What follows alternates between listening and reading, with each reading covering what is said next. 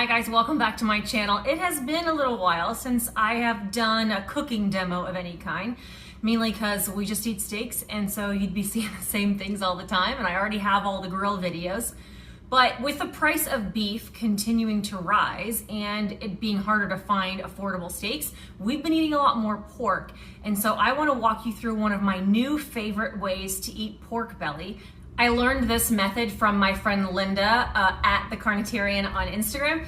She is not only one of the kindest people that I have ever gotten the pleasure to know, but she has been a carnivore for 5 years. She's one of my gurus, and she cooks the most incredible looking food I have ever seen. I would give a lot to someday have her cook me a steak. If we didn't live on opposite ends of the country, we would be having ribeye dates a lot more often. But I'm going to live vicariously through her and cook up her method of this crispy skin on pork belly.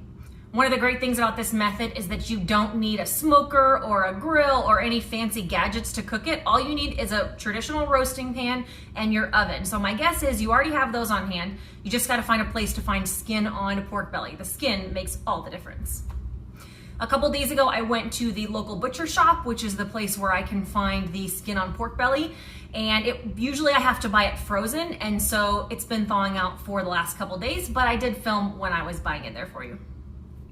I'm sitting outside of my local butcher and I'm gonna grab some skin on pork belly. Most of the time you're gonna see it sold as skin off. So I do have to come to a butcher, and usually in the back they have some frozen with the skin still on, and that's what I'm gonna grab today. Since it's frozen, I'll be letting it thaw out for a couple days in the fridge, and then we will cook it together on Sunday.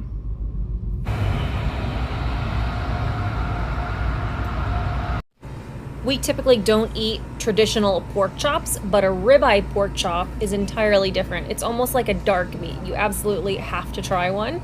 Traditional pork belly is usually sold skin off with these thin strips. So if you want a whole slab, you gotta ask. Can I have about 2 pounds of skin on pork belly? Let me see if we have skin on. Thank you. Is that all for you today? Can I have one of the pork shoulder steaks too? Yeah. I've never tried those. And then I'll take 2 of the ribeye pork chops as well, the boneless.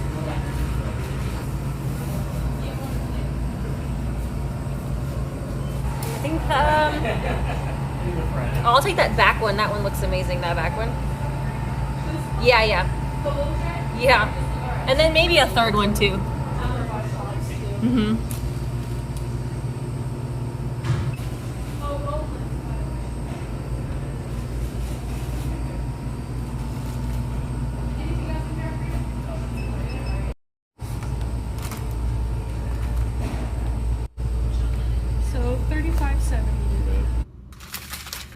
And here we have it, my skin on pork belly.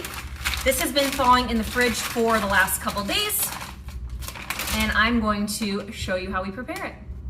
This is a 2-step process. For the first half, we are going to use the oven at 350 degrees. So while that's preheating, I'm going to walk you through what else you'll need.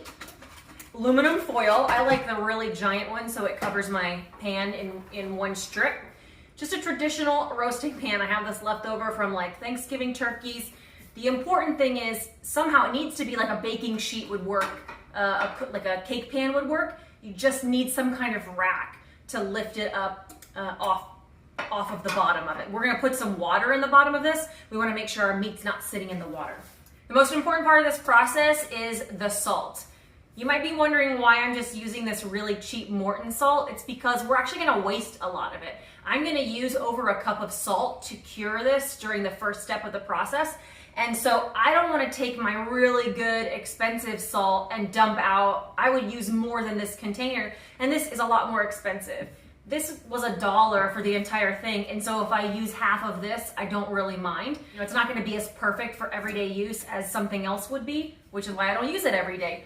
But for this method, trust me, go cheap. It's worth it. So now I have my skin on pork belly that has thawed completely. We're gonna take some paper towels and dry it off and make sure it is nice and dry. Having a really sharp knife is gonna be crucial. So this is a freshly sharpened chef's knife. I'm gonna cut this in two. Sometimes you do see pork belly strips that are a little thinner like this, but if I use it this thin, it's gonna tip over on that roasting pan and it's gonna kind of ruin the method. So I'm gonna keep this in two pieces so it's wide enough to not fall over. I have lined my roasting pan with foil. We're gonna put the rack inside and move the pork belly, position it right in the center.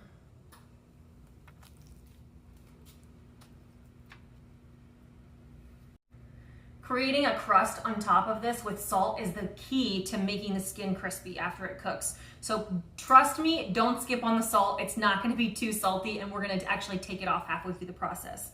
So I am going to,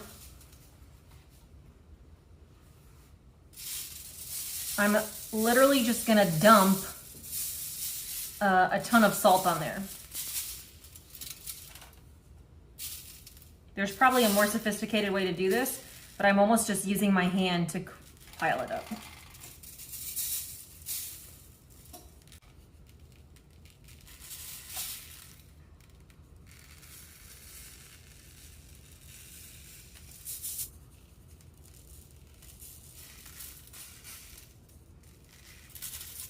This is why we use cheap salt. Not only because I piled it really high, but a lot was wasted down underneath of it, and because it's so cheap, it doesn't really matter. Next is the most important step, which is adding water to the bottom of this dish. The amount of water you need will depend on your pan size. You want to try to get an inch of water in there, but don't let the water touch the meat.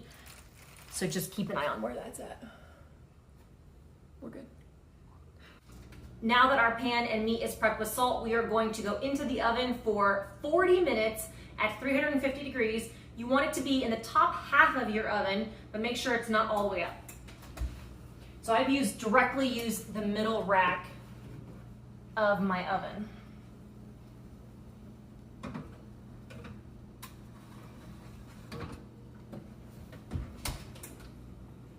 Time for it to come out of the oven to finish step one.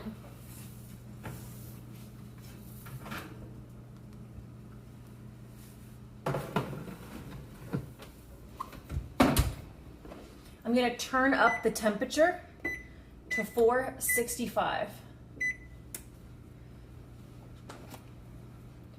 And all of this salt comes right off.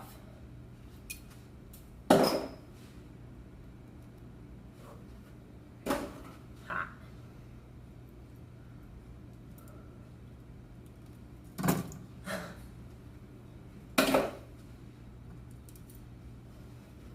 At this point, we want to wipe and just make sure I get all that salt off. This is why the wider strips are important. This one is already kind of starting to tilt, so if these strips were any thinner, they might have fallen over during that cooking process.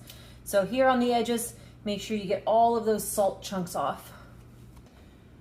Back in the oven for 30 minutes.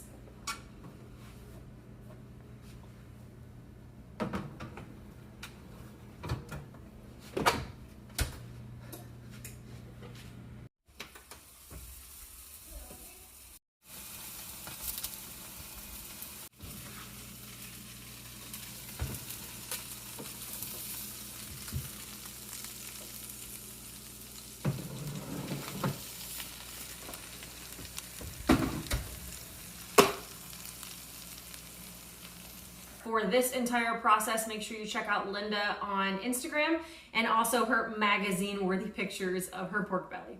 But let's check this out. You hear that crunch?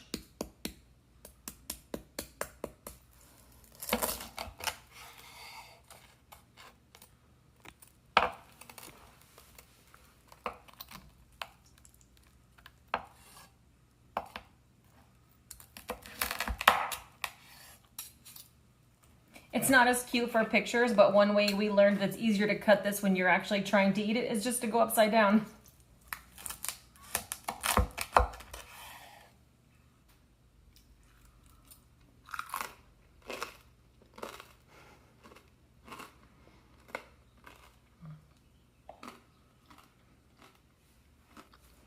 All right, even my cameraman loves it. What do you think? Thanks so much for watching. Make sure you subscribe for more cooking videos. Let me know down below in the comments what other kinds of foods you would like us to make or what other kind of meats we should cook. But in the meantime, hope you have a great day.